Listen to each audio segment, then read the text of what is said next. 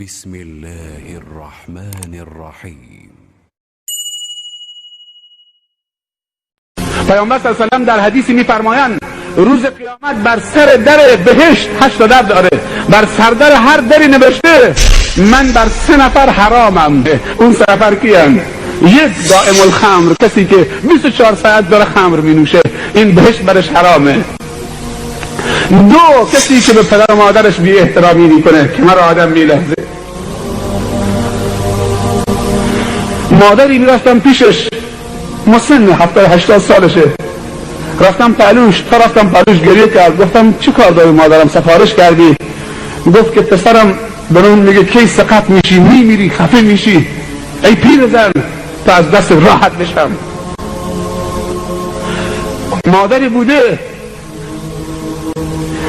که زن پسرش به پسرش گفته یا من تو این خونه یا مادرت. مرده هم به زنش گفت مادرم بره بیرون تو باشی. پیامبر صلی الله علیه و سلم میفرمایند، علما میفرمایند دعای پدر و مادر در حق اولاد مثل دعای پیغمبر در حق امتشه. بترس از دعای مادر و نفرین مادر.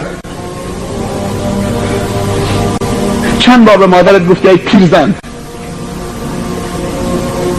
دختره حالا دیپلم گرفته، دانشگاه داره میره، پاش رو پا انداخته، مثل یک نوکر کنیز به مادرش میگه خوراک درست کن، خوراک بیار، لباسم اتو بکن، لباسم بشور، من دانشگاه دارم میرم.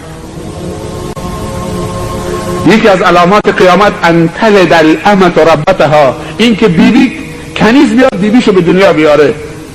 سوال کردن تعجب کنیز چطوری بیبی به دنیا میاره؟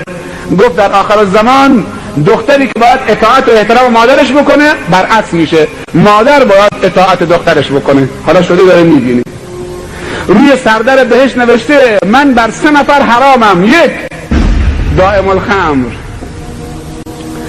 2 کسی که به پدر و مادرش بی احترامی بکنه، 3 دیوس. اون 2 تا فهمیدن، صحابه سوال کردن دائم الخمر میشناسیم، حقوق والدین هم میشناسیم، میدونیم چیه. دیوس چه کسیه؟ گفت دیوس کسی که نسبت به ناموسش بی تفاوته. یه روزی در آخر الزمان دیاست و دیوسی و بیغیرتی به مردان امت من سرایت میکنه. اینها بدونن که بوی بهشت نمیشنون و روز سردر بهشت نوشته دیوس بر من حرام، مرد من نمیشی.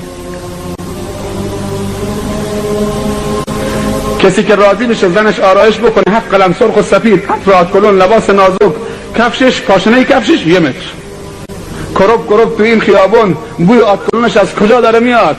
آقا هم عین خیالش نیست، جرأت هم نمی کنه، زنش از جلو چشمش رد میشه، جرأت نمی کنه بگه زن کجا میری؟